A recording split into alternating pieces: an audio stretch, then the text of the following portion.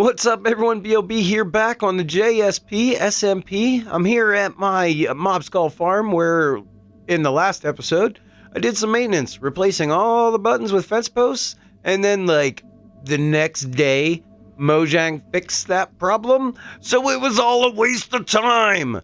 And at any rate, the buttons, well, they did better anyways, because it seems like the fence posts are, they're interrupting mob pathfinding, so the drops aren't quite as frequent. I'm going to change that back, but I'm not going to do that today, because I have other plans for today.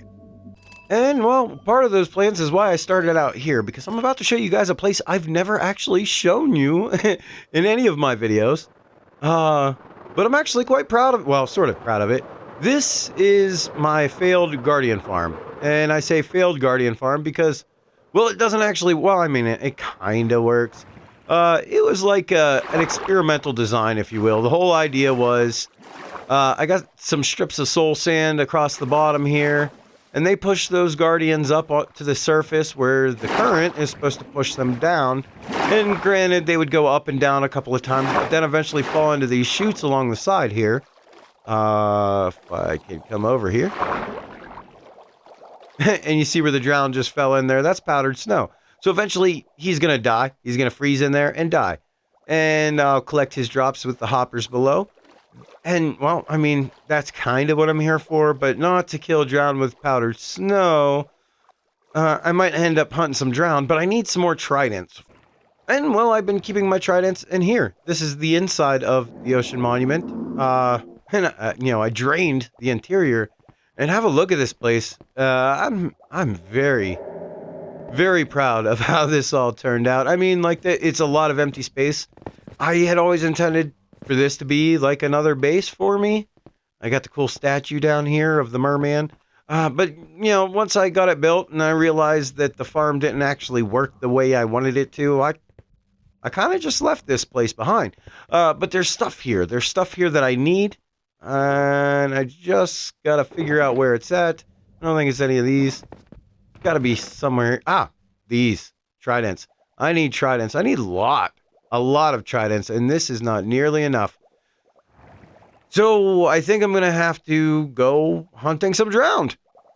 And see, out here around this failed Guardian farm is actually a great place to hunt for these guys, because I got a couple conduits inside. As you can see, I got my water breathing and my night vision, so I can just kind of swim around here as much as I want and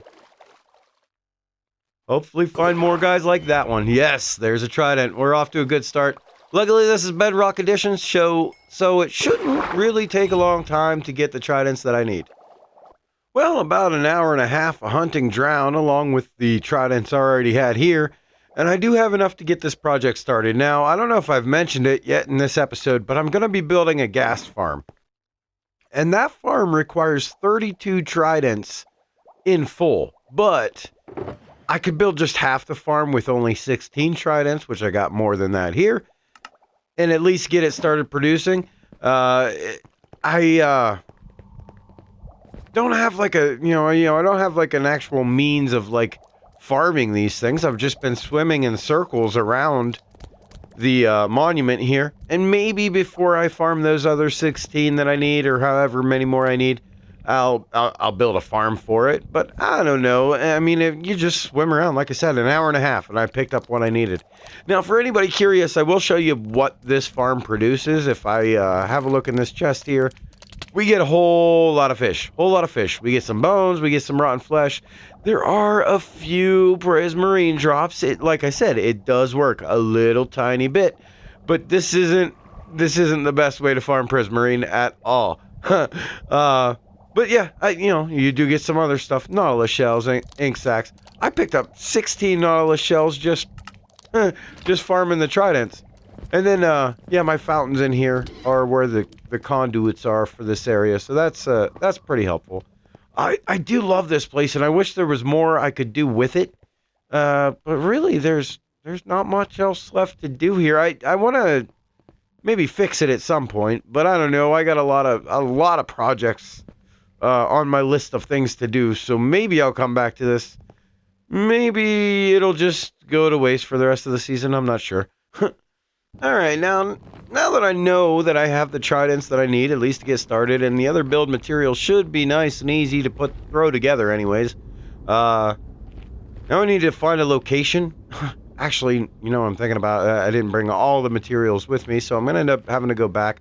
But that's alright, because I need to find a soul sand valley with a large ocean of lava underneath it. And I'm not exactly sure where to look for that. I might have to check Chunk Base. But I thought there were some, like... Or there was a soul sand valley somewhere near here. So I might fly around a little bit and maybe I'll luck out and find it. And just as I thought, there is a soul sand valley pretty close by.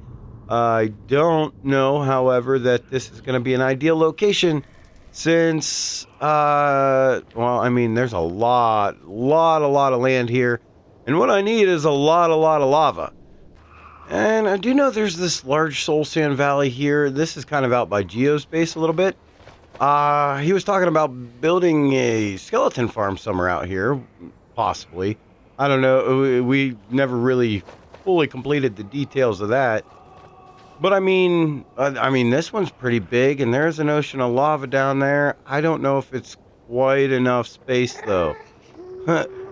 I'm gonna need a lot of space.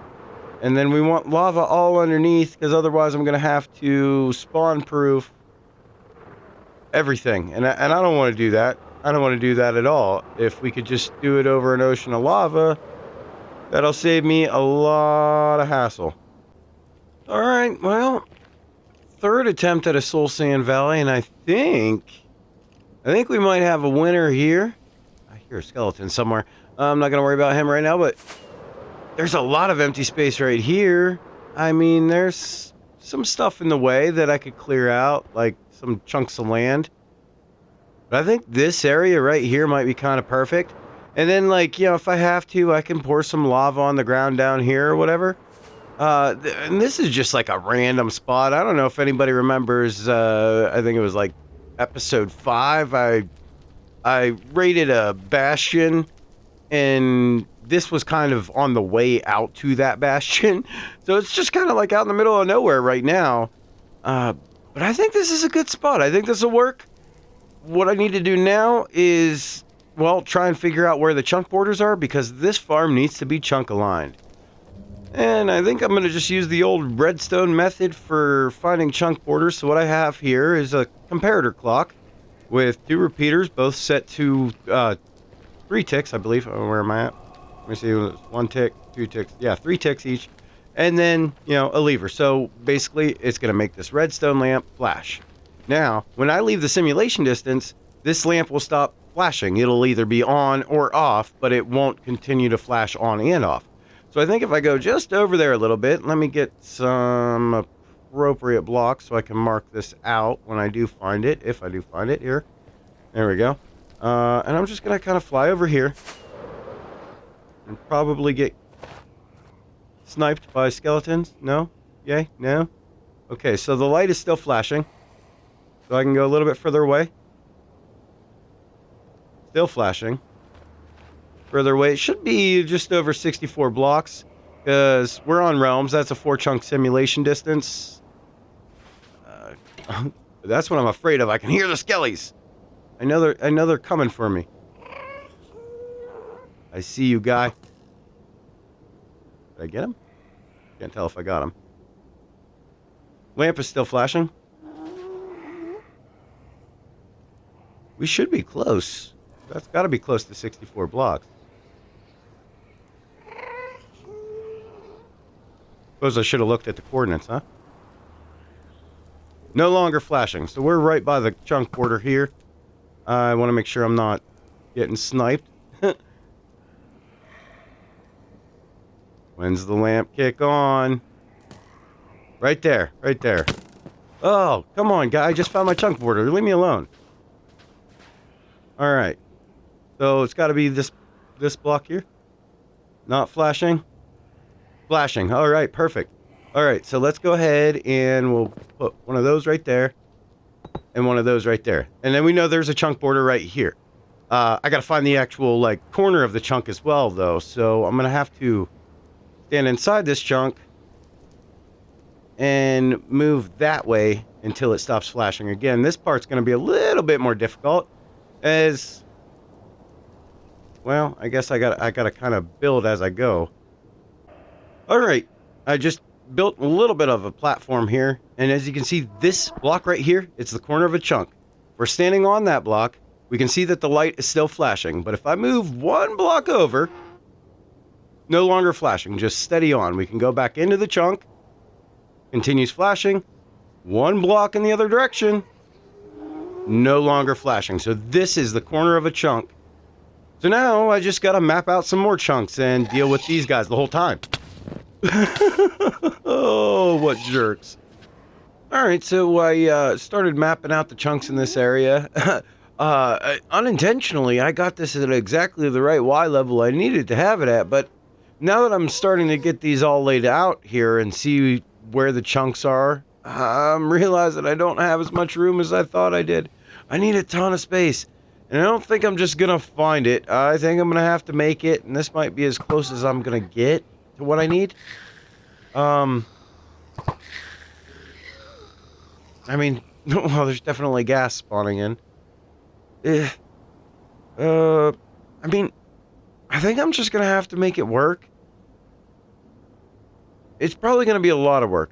And you know what? I might not get this all done in this episode. I don't know. I might get started on it at least, but then I might get bored and go do something more fun. So, yeah, I believe the gas farm project's probably gonna take a couple of episodes to finish. I'm still considering maybe even changing locations again. Even though I've already mapped out those chunk borders, it just seems like once I started getting them all in there, I didn't have near as much space as I thought. But, you know what? I thought of something else we could do for the rest of this episode. I just need some materials here. These things right here. See, in between the last clip and this clip, Minecraft Live 2023 happened. And that means the mob vote was announced. If you guys, I don't know when you're watching this, but you know, if it's current, you know that the selections were the crab, the armadillo, and the penguin. And the armadillo won. And what that offers us is an opportunity to craft armor for wolves, which is awesome. It is awesome, don't get me wrong. And in fact, what I'm doing right now, I'm looking for some wolves to tame. I'm going to start keeping them with me. See, because what I remember about wolves is that they're their own worst enemy. They die because they fall off of cliffs and they fall into lava. And very, very, very rarely do they die because, well, they were killed by a hostile mob. So, I'm of the opinion that we totally wasted that mob vote. I mean, the crab claw offered extended reach. That's a straight up quality of life change. But instead we voted for a decoration. But you know what? I'm not going to be too salty. I'm not, because frankly, I mean, it's a free mob, right? This is free content. I can't complain about it too much. But what I can do is just really drive the point home of, well, how pointless it is to put armor on these things. Because, well, I mean, they're going to die anyway. So I'm going to prove that. I'm going to keep wolves with me from now on, at least one. I got to find two of them to start out with and tame them. But I'm just going to always have them. And as painful as that is, well, that's the whole reason I'm doing it. To really drive home how painful that is. Where do you even find wolves? It seems like they're everywhere when you don't need one. I can't find one anywhere. Well, it only took about forever, but I find me some wolves. So there's one tamed. Two tamed. We might as well go for three. Okay, we got three tamed, so I'm going to get at least two of these guys back to my base. We're going to keep one with me at all times. I don't even know where I am.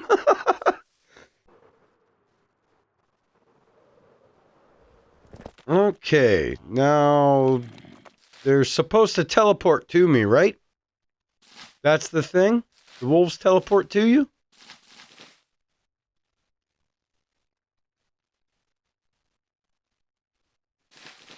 Where are these wolves?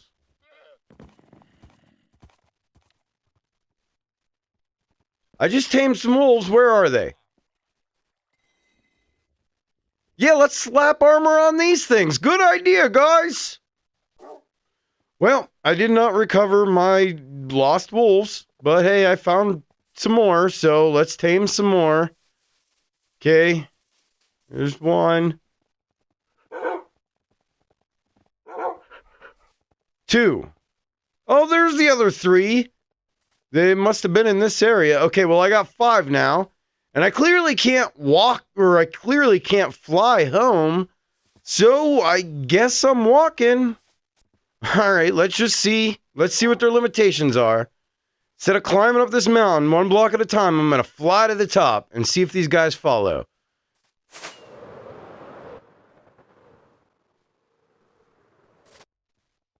Okay. Well, at least that wasn't too far. So flying in short distances is all right.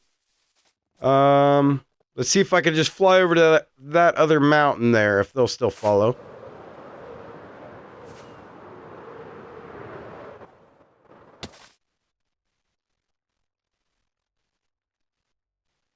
No, that's beyond the limits. That's beyond the limits. So basically, if you move faster than the dogs or the wolves, then they're no longer in loaded chunks and they just stop moving altogether. That's what's going on there. Okay, all right. Well, at least the elytra are not entirely useless now. That's a plus. Okay, so we can fly in short distances. We can use elytra to save our butts, but, well, it ain't gonna save those guys.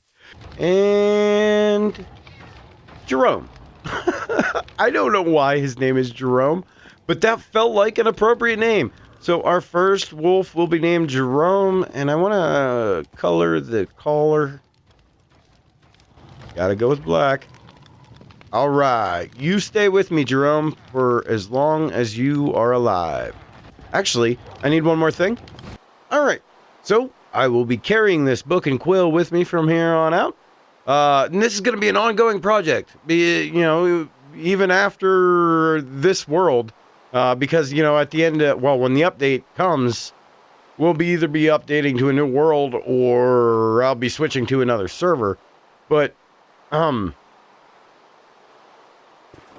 still going to keep the dead dog logs. I'm going to keep this going for as long as I can stand it, because I know I'm going to get real annoyed with it. But, you know what? Why not? just to kind of really drive the point home. I will be keeping the dead dog logs from now on. I will keep one dog with me at all times. I'm going to write their name in here, and then whenever they die, which they will die, I'm going to write in the cause of death. So we'll keep a log of that. How many I go through, how they all die. It should be an interesting experiment. Alright, so the dead dog logs have begun, and already it has taught us one thing, which, I already knew. Mobility is greatly reduced when we have these guys with us. So, already downside. But, you know what? I gotta get something completed for this episode, because really, I haven't completed anything. I've started a project. That's all I've done. So I do have a small project that needs my attention, and I think I'm going to go do that now. Well, just after a little quick ice boat trip through the nether, Jerome has already been taking damage. He was in the boat with me, as you would expect, because you can't keep up otherwise. And, well, the boat glitched into the blocks, and so did Jerome, and started suffocating. Of course, I saved him. Can you heal him with these, or do I need steak? I think I need steak. All right, well, I'll have to get Jerome some steak then, because he won't eat carrots or bones. I forgot to leave the bones at home anyway. But all right, anyway, Jerome's already taken damage, so that's one thing. Anyway, I think our last minute project here is going to be this area. I gotta get a brewing station set up in here. That's the whole plan. I kind of want to do it down in this cave, kind of like dig out a little, I don't know, alcove room sort of thing. But the first thing I'm going to have to do is probably clean up this little tunnel here, because the whole jumping up and down, no, I just can't do it. I need steps. And here we go. We got ourselves a nice little stairwell in here. I'm gonna probably replace this dirt with some stone. Well, not like that. But yeah, no, that'll be a nice little entrance down into this area, and then I'm gonna have to open this up a little bit. I want it to be kind of a bigger room. So I'm gonna go ahead and dig that out. All right, well, I've opened up the room a little bit here. I think it's probably more than enough than what I need. I mean, the potion brewer back at my main base isn't even anywhere near this big. But I want to be able to, like, you know, continuously grow the nether wart here, and you don't really need a lot of space for that. But I'll also put in an infinite water source, so I don't have to rely on cauldrons. And I'll decorate it a little bit. Like, obviously this isn't done, but check this out. I found an entrance into another cave here. So I think what I'm going to do is have this little opening be kind of a back door into our potion brewing area. And then, you know, just be another way to access the caves from our base. But yeah, let me get into the decoration a little bit. And let's go have a look. Yeah, nothing real complicated, not a lot, but, you know, some detail. We got some shape in the walls like we did upstairs. I added some colored cauldrons, even though I'm not going to get water from here because, well, I just put in a water source. That makes things way easier.